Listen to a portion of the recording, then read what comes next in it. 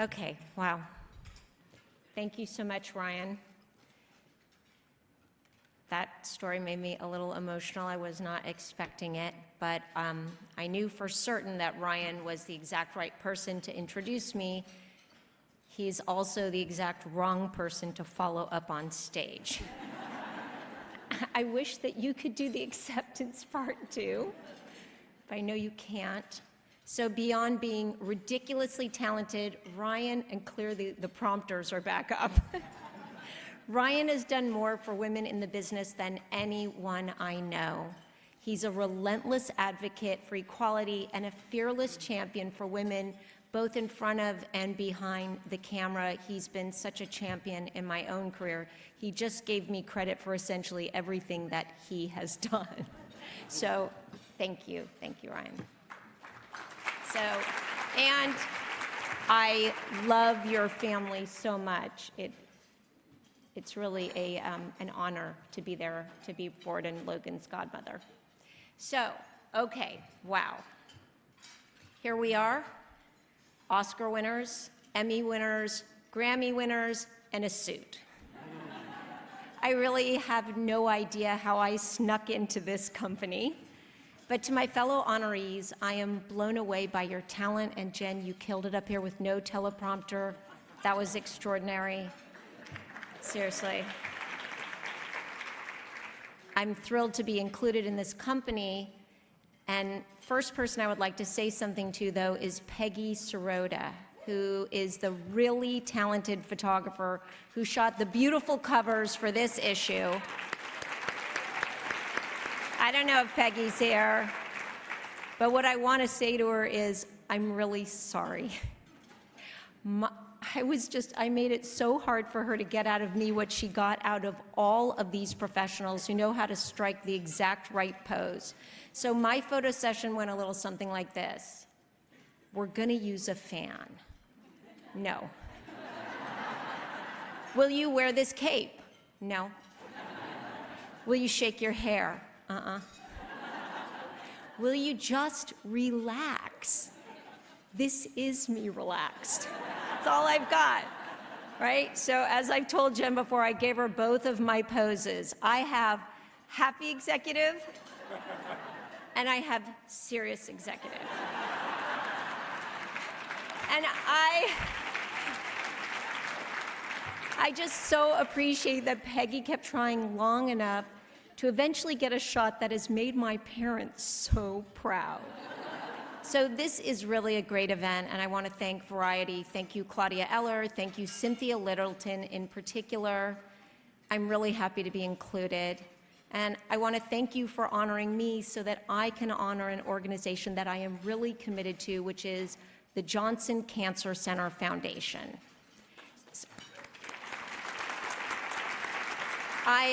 I'm very proud to be here today with Dr. Michael Teitel, who is the director of Johnson, and Randy Katz, who just got off a plane. I see you just snuck in, good timing, who is chairman of the board of directors. So Randy has raised millions and millions of dollars to fund critical research, which is all being done right in our own backyards at UCLA. And I first came to know Johnson when my family, like so many families, received just about the worst call you can imagine. A family member, a friend's child has been diagnosed with cancer. So for me, that call came 11 years ago, as Ryan just talked about. My wonderful mother, Cheryl, was diagnosed with lymphoma when she was 71 years old. And that day still stands out in my memory because it was just so awful, and my family was in a panic. And we first visited a highly recommended doctor who had just the worst possible bedside manner.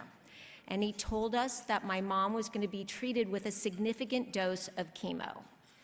He said he would hit the cancer with a mallet, and that she, who seemed perfectly healthy at the time, she was completely asymptomatic, she was going to get very sick with the goal of getting her into remission.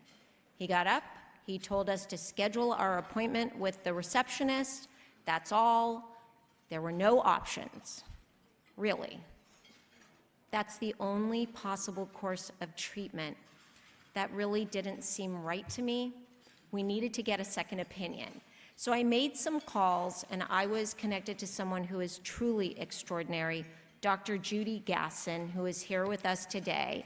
And I'm just going to give you a hand, Judy.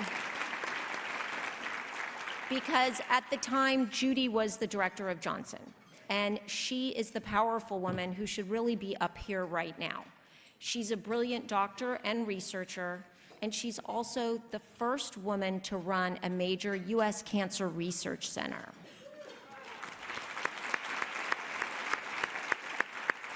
So now, a lot of us here have really high-pressured jobs.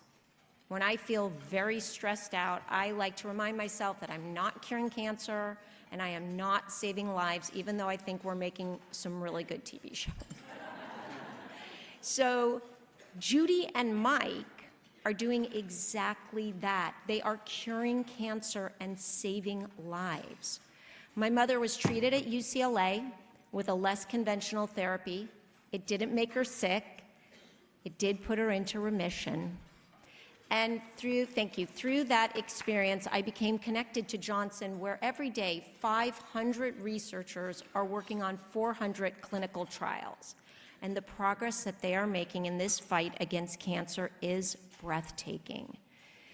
In just the past 5 years, there have been 11 FDA-approved therapies developed in UCLA labs. Breakthroughs, yes, thank you.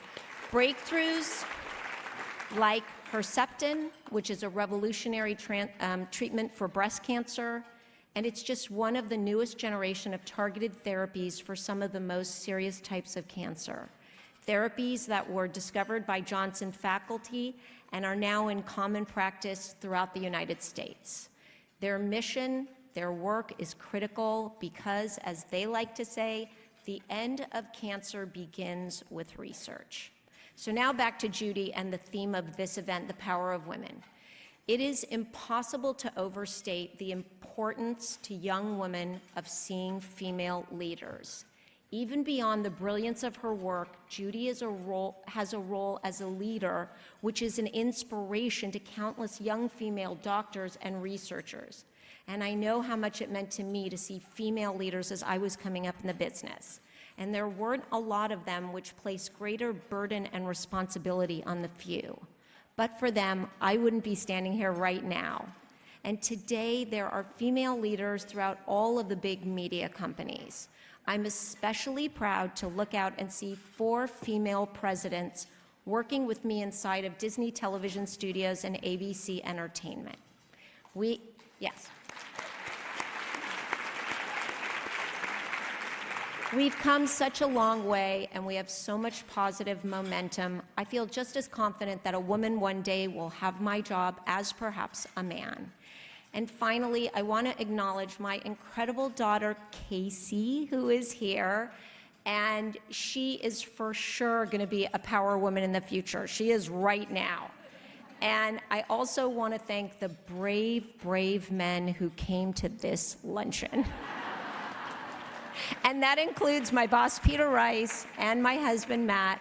I've been supported and elevated throughout my career by male bosses who have mentored me and who appreciate the enormous value of equality throughout the ranks of every company. Thank you all so much.